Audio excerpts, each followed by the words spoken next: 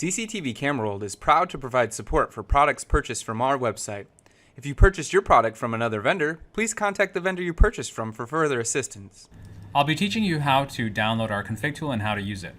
Open up a web browser and type in the following: https://www.cctvcameraworld.com/config 5b.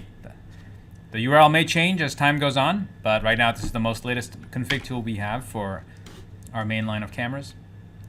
Once you're here, click download and download anyway, and the file will save to your downloads folder. This is a Windows config tool. There is no such thing as a Mac config tool. Hit open file. Once you're there, you'll see it right there. Double click on it, select the language as English, press OK, next, I agree, install.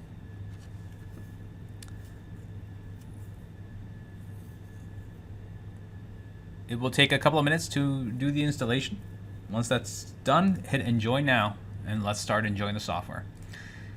So it opens up like this. Now, you have to click search setting. Make sure other segment search is enabled. My network is a 192.168.1.1 network. I'm not sure yours is or not. You're gonna have to figure that one out. It requires some networking skills.